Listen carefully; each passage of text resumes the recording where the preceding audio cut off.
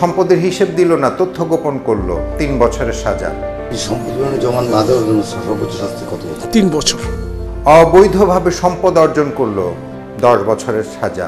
সেই নোটিশ জারির সময় তাকে 21 দিনের সময় দিতে হবে। মানি লন্ডারিং করলো বেনজির আহমেদ ও তার পরিবার, 12 বছরের সাজা। টোটাল 25 বছর সাজার খড়গ।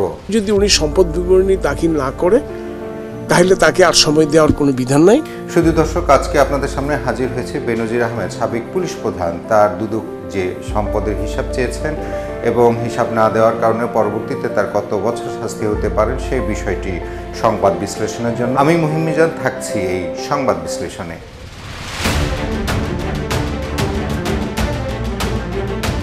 শুধু দর্শক, আসলে আপনারা জানেন যে সাবেক পুলিশ প্রধান বেনজির আহমেদকে নিয়ে অনেক তথ্য, অনেক সংবাদ প্রকাশ হয়েছে। সেটি শুরু হয়েছে আসলে একটি গণমাধ্যমে মার্চ মাসের 31 তারিখ থেকে। একটি জাতীয় দৈনিক এবং একটি টেলিভিশনে বেনজির আহমেদের সম্পদের হিসেব একটু সামান্য কিছু তুলে ধরা হয় এবং কী পরিমাণ সম্পদ তিনি গড়েছেন তিনি ডিএমপি কমিশনার, র্যাবের ডিজি এবং আইজিপি থাকা অবস্থায়। এবং দুর্নীতি দমন কমিশন পরবর্তীতে একজন আইনজীবী দুর্নীতি দমন কমিশনের দৃষ্টি আকর্ষণ করলে দুর্নীতি দমন কমিশন গণমাধ্যমের সংবাদের উপর ভিত্তি করে কমিশনারদের যে বোর্ড, সে বোর্ডের সিদ্ধান্ত হয় যে আসলে বেনজির আহমেদের সম্পদের হিসাব দেওয়া হোক। সেই হিসেবে মে মাসের 28 তারিখে বেনজির আহমেদকে একটি চিঠি দেওয়া হয় যে পরবর্তীতে যেন জুনের 6 তারিখে এসে তিনি তার সম্পদের হিসেবটা দিয়ে যান এবং তার পরিবারকে অর্থাৎ তার স্ত্রী এবং তার সন্তানদেরকে বলা হয় যেন জুন মাসের 9 তারিখে সম্পদের হিসেবগুলো দিয়ে যান।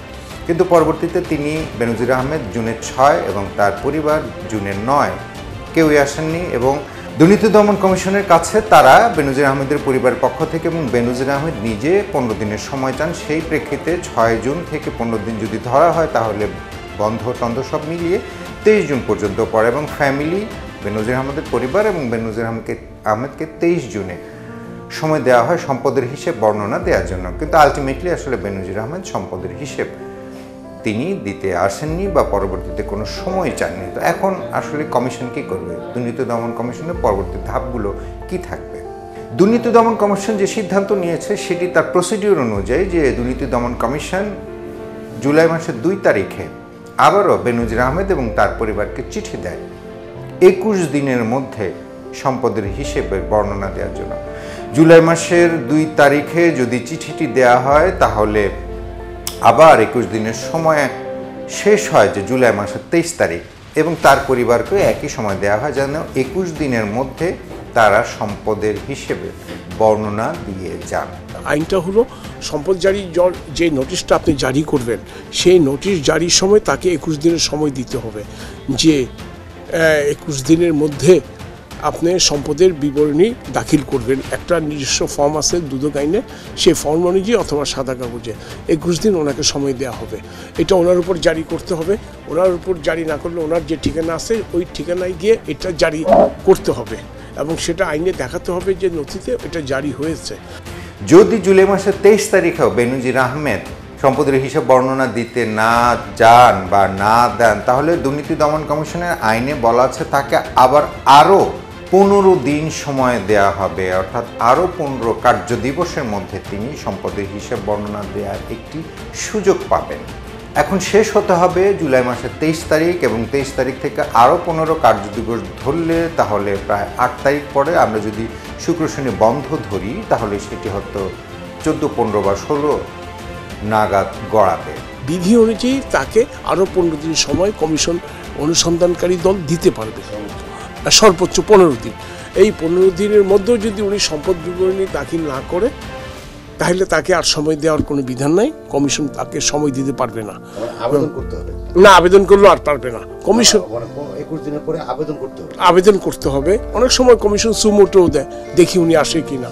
কমিশনের আবেদনও করতে পারে, কমিশন নিজে অপেক্ষাও করতে পারে, দেখে 15 দিন উনি আসে কি না।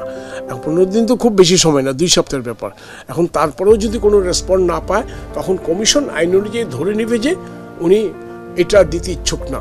তখন ওই ব্যর্থতায় কমিশন তার অনুসন্ধান কার্য শেষ করে তার বিরুদ্ধে একটা নন সাবমিশন অফ ওয়েলথ স্টেটমেন্ট নয় আপনার সম্পদ বিবরণী জমা না দেওয়ার একটা মামলার জন্য অনুমোদন চাবে। আগস্ট মাসের মাঝামাঝি পর্যায়ে যদি বেনজির আহমেদ তার সম্পদের হিসেব বর্ণনা না দেন এই যে তিনি বর্ণনা দিলেন না, শুধুমাত্র এই কারণে বেনজির আহমেদ এবং তার পরিবারের 3 বছরের সাজা ঘোষণা করতে পারবে আদালত। কারণ তিনি বেনজির আহমেদ এবং তার পরিবার দুর্নীতি দমন কমিশনের কোনো চিঠিকেই তিনি গ্রাহ্য করেননি, সম্পদের হিসেব দেননি। তাই দুর্নীতি দমন কমিশনের আইন অনুযায়ী সম্পদের তথ্য গোপনের দায় বেনজির আহমেদকে 3 বছরের সাজা ভোগ করতে হবে তিনি যদি সম্পদের হিসাব বর্ণনা না দেন। তিনি যদি আগস্ট মাসের মাঝামাঝি পর্যায়ে তার সম্পদের হিসাব বর্ণনা না দেন, তাহলে অটোমেটিকলি দুর্নীতি দমন কমিশনের পক্ষ থেকে এটি আদালতে প্রমাণ করার জন্য যথেষ্ট যে বেনজির আহমেদ এবং তার পরিবার সম্পদের হিসেব দিতে চান না। তার কারণে এই প্রমাণটাই যথেষ্ট, কারণ তাকে বারংবার চিঠি দেওয়া হয়েছে, বারংবার তাকে নোটিশ দেওয়া হয়েছে, কিন্তু তিনি যেহেতু নোটিশ গ্রহণ করেননি এবং নোটিশের জবাব দেননি এবং সম্পদের হিসেব তিনি জানাননি দুর্নীতি দমন কমিশনকে, অটোমেটিকলি আদালতের নির্দেশে তার 3 বছরের শাস্তি হতে বাধ্য যদি সম্পদের হিসেব তিনি না দেন। পরবর্তীতে প্রসিডিউরটা কি হবে? যদি সম্পদের হিসেব তিনি না দেন তাহলে 3 বছরের সাজা তো হলো, এবং পরবর্তীতে যখন তার বিরুদ্ধে দুর্নীতি দমন কমিশন মামলা করবে, অটোমেটিকলি তো মামলা হবে, এবং দুর্নীতি দমন কমিশন বেনজির আহমেদের যেখানে যত সম্পদ আছে আপনারা জানেন, এর মধ্যে জব্দের আদেশ দিয়েছে আদালত, এবং দুর্নীতি দমন কমিশন তাদের তত্ত্বাবধানে জেলা প্রশাসন, বিভিন্ন জায়গায় জেলা প্রশাসক এবং বিভিন্ন জায়গায় থানা নির্বাহী কর্মকর্তারা তারা এগুলো জব্দ করেছেন। এই যে তিনি তার সম্পদের হিসেব দিলেন না, তার মানে তার যত সম্পদ বাংলাদেশে রয়েছে সেগুলো অবৈধ হিসেবে গ্রহণ করা হবে, গণ্য করা হবে, এবং হিসেব না দেওয়া এবং সম্পদকে অবৈধ ঘোষণা করা, অবৈধ সম্পদ অর্জনের দায় তার বিরুদ্ধে মামলা হবে। এবং এই মামলা যদি আদালতে, এই অভিযোগ যদি আদালতে প্রমাণ করা যায়, দুর্নীতি দমন কমিশন যদি প্রমাণ করতে পারে যে তিনি অবৈধভাবে সম্পদ অর্জন করেছেন, তাহলে দুর্নীতি দমন কমিশনের আইন অনুযায়ী 10 বছরের শাস্তি ভোগ করতে হবে। শুধু বেনজির আহমেদ না, তার পরিবারও, কারণ তার পরিবারকেও কিন্তু সম্পদের হিসেব বর্ণনা দেওয়ার জন্য দুর্নীতি দমন কমিশন বারবার চিঠি দিয়েছে, যেটি আসলে 3rd টাইম চলছে মোটামুটি। এই সম্পদ বিবরণী জমা না দেওয়ার জন্য সর্বোচ্চ শাস্তি কত? 3 বছর। এই তো গেল অবৈধ সম্পদ অর্জনের দায়। বাংলাদেশে যেগুলো আছে সেগুলো যদি প্রমাণ হয় যে তিনি অবৈধভাবে সম্পদ অর্জন করেছেন, এই জন্য বেনজির আহমেদকে 10 বছরের শাস্তি ভোগ করতে হবে, সেটি হচ্ছে একটা।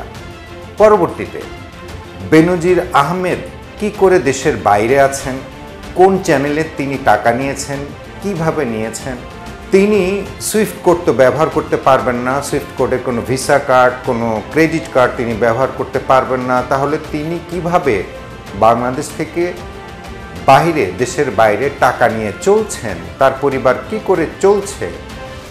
এই যে একটি মানি লন্ডারিং, অনুমোদনহীন টাকা লেনদেন এক দেশ থেকে, বাংলাদেশ থেকে আরেক দেশে, সরকারি অনুমোদনহীন, বাংলাদেশ ব্যাংকের অনুমোদন ছাড়া এই যে টাকা লেনদেন, যদি দুর্নীতি দমন কমিশন প্রমাণ করতে পারে যে তিনি বাংলাদেশ ব্যাংকের বা সরকারের অনুমতি ছাড়া, অনুমোদন ছাড়া টাকা লেনদেন করেছে এবং টাকা নিয়ে গেছে দেশের বাইরে, সেটি হয়ে যাবে মানি লন্ডারিং।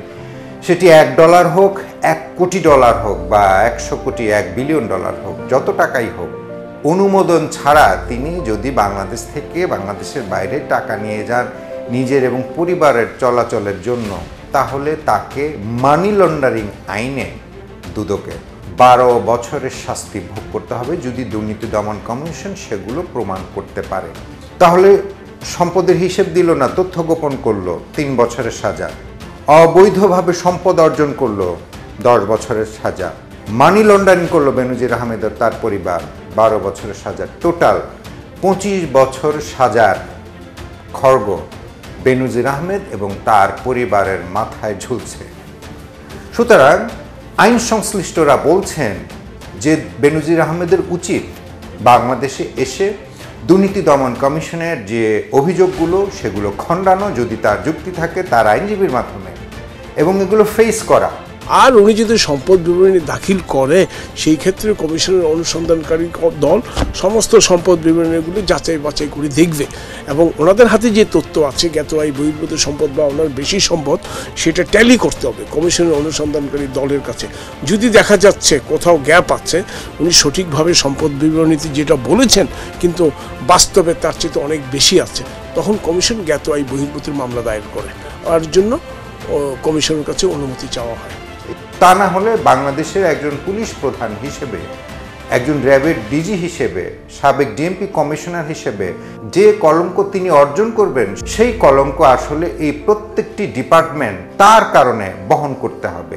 বিশেষজ্ঞরা বলছেন বেনজির আহমেদের উচিত খুব দ্রুত বাংলাদেশে এসে দুর্নীতি দমন কমিশনের যে অভিযোগ সেগুলো খণ্ডানো এবং তাকে ফেস করা, আদালতের মুখোমুখি হওয়া এবং জনসম্মুখে তার যে কমিটমেন্ট, জনসম্মুখে তার যে কথাগুলো, মতামতগুলো, তার বিরুদ্ধে যে অভিযোগগুলো আনা হয়েছে তাকে একটি সুযোগ করে দেয়া, প্রমাণ করা যে আসলে তিনি কোনোভাবেই দুর্নীতির মাধ্যমে এত সম্পদ অর্জন করেননি।